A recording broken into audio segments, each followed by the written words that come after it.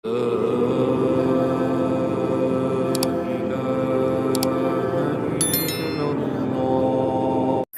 Ka'bah aja dipalsukan, apalagi keturunannya, apalagi kitabnya, apalagi sejarah. Dia akan memalsukan segalanya. Sudah menjadi rois, Kang Ahyar itu menjadi rois PBNU, tapi menutup kemungkinan untuk melakukan penelitian, untuk mencari kebenaran sesuatu hal, dan itu menyinggung kemaslahatan orang banyak, bahkan bangsa dan negara, mengganggu kehormatan bangsa ini.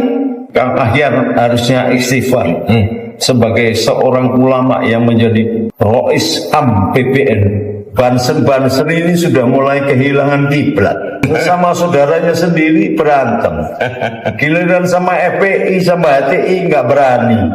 Gimana? Allah itu sudah mengeluarkan firman suci-Nya yang sangat fundamental untuk menjadi pembeda.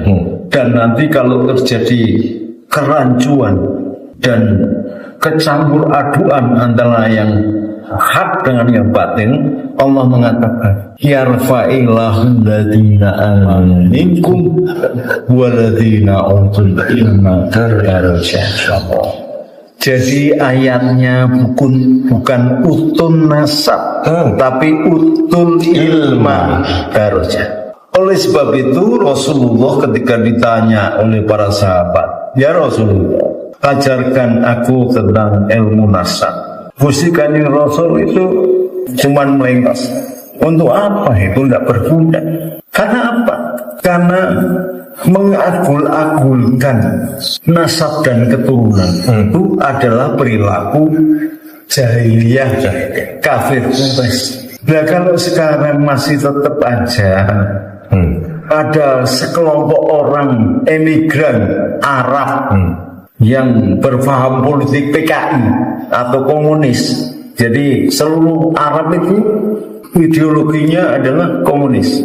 Jadi maka saya katakan FPI, HTI itu PKI Arab. Apalagi orang yang berasal dari Yaman, yang sudah mencoba dari awal menghancurkan Ka'bah kita sebagai lambang kiblat suci kita, melewati sejarah yang sangat tercatat penghancuran Ka'bah oleh Raja Abraha, yang kemudian turunlah surat Fil. Yang kedua, bangsa Yaman ini, PKI Arab ini, embrio komunis dan ternyata adalah keturunan Yahudi KW2, adalah orang yang membuat Ka'bah palsu. Artinya apa? Lawang Ka'bah aja dipalsukan, apalagi keturunannya, apalagi kitabnya, apalagi sejarah. Dia akan memasukkan segalanya. Sampai kemudian Dono Kasino, kalau kita masih ingat, menyelundupkan barang dengan harga yang murah, dijamin tidak luntur. Orang beli, setelah beli protes, loh kok luntur? Kalau bahasa Arab itu luntur tidak dijamin, bukan dijamin.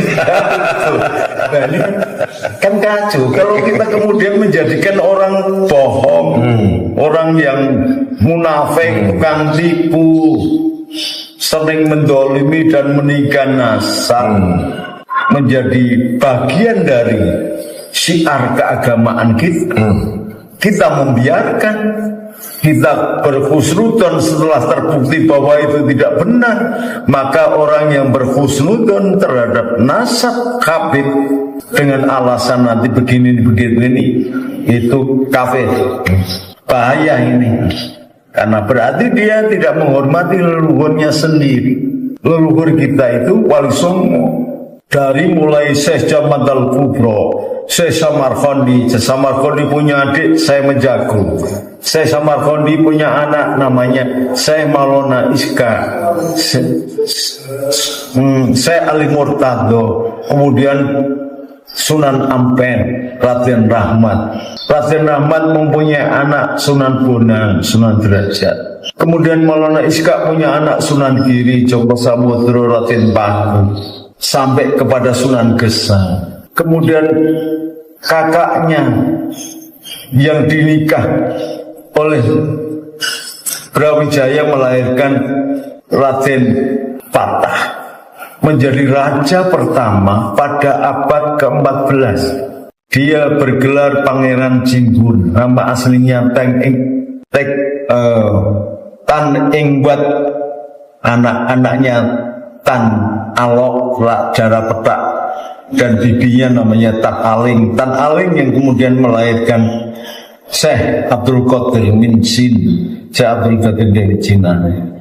Kalau ini kita tidak hargai, lalu kemudian lebih menghargai nasab-nasab bodong yang tidak, atau malah Ki Imad itu mengatakan mustahil, bukan hanya sekedar mengkutek, mustahil penyambung ke Rasulullah. Itu namanya orang-orang yang keras kepala, goblok, dan tidak mengerti, setelah tidak mau meneliti. Kalau mau meneliti masih untung, kalau tidak bisa meneliti karena tidak ngerti sistematikanya, adopsi dong ahli-ahli, ulama-ulama muda yang sudah kangelan meneliti kebenaran nasab itu. Jangan kemudian membiarkan sendiri. Itu benar, itu yang dikatakan adik-adik LSI itu. Soal KB Kisal Mahfud aja memelopori Basul Masail, akhirnya beliau menjadi Rois Am BPN. Soal bank diadakan Basul Masail, Forkas SDSP dulu. SDSP, Forkas, macam-macam persoalan. Ini menunjukkan kepedulian PBNU sesuai dengan namanya Nahdlatul Ulama, kebangkitan ulama. Lah kalau kemudian sudah menjadi Rois, Kang Ahyar itu menjadi Rois PBNU, tapi menutup kemungkinan untuk melakukan penelitian, untuk mencari kebenaran sesuatu hal, dan itu menyinggung kemaslahatan orang banyak, bahkan bangsa dan negara, mengganggu kehormatan bangsa ini. Kang Ahyar harusnya istighfar sebagai seorang ulama yang menjadi Rois Am PBN. Namanya Rois Am itu harus memiliki daya kritis, kepedulian, bersifat ngomong, tidak kemudian memihak salah satu. Barangkali Kang Ahyar ini punya mantu atau punya kenalan atau punya sahabat Ba'alawi, ya monggo. Tetapi masalah hukum ini harus dijelaskan kebenarannya, jangan dibiarkan goyak-bayik tidak adil. Berbahaya ketika Kang Ahyar nanti meninggal, siapa yang bertanggung jawab? Kalau kemudian terjadi perpecahan beberapa pihak karena masing-masing mengikuti hujah yang diyakininya. Untuk apa kemudian PBNU ini didirikan kecuali untuk mempersatukan umat dari segala golongan? Bahkan Ansornya sendiri aja mengatakan akan melindungi segenap tanah tumpah darah rakyat Indonesia, tidak membedakan golongan, agama, ras, suku, dan sebagainya. Tapi akhir-akhir ini Bansen ini sudah mulai kehilangan kiblat. Masuk angin. Sama saudaranya sendiri berantem.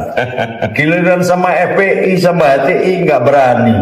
Gimana ini? Nggak seperti saya ketika mimpin Bansen dulu. Lawannya lebih berat. Tapi musyawarah. Tradisi NU itu musyawarah. Jangan sampai kemudian kita dipecah belah oleh orang yang nggak jelas ini, gara-gara pemimpinnya di tingkat pusat nggak jelas pula mengambil keputusan, tidak berani tegas, nggak bisa, keputusan abu-abu nggak bisa, A atau B, putih atau hitam. Sebagai catatan boleh, karena memilih A kemudian catatannya gini, ada batas-batas, jangan kayak begini. Kemunduran sekali kepengurusan PBNU ini, sama sekali saya belum melihat kiprahnya. Lain dengan pengemusan Kang Said, Kang Hasim Mujadi, apalagi Gus, apalagi kalau dibandingkan dengan Idham Khalid, Kiai Sepuh yang luar biasa ini. Marilah, udahlah yang sudah-sudah. Allah itu dengan mudah memberi maaf. Wasyari'u ila maghfiratin min rabbikum wa jannah. Ya, jadi rekan-rekan saya yang sekarang kebetulan mau pegang jabatan di DPN, udah tua kita ini, sebentar lagi mati. Cobalah seperti sajaknya Khairul Anwar, berbuat sesuatu yang berarti, setelah itu baru mati. Assalamualaikum warahmatullahi wabarakatuh. Waalaikumsalam warahmatullahi wabarakatuh.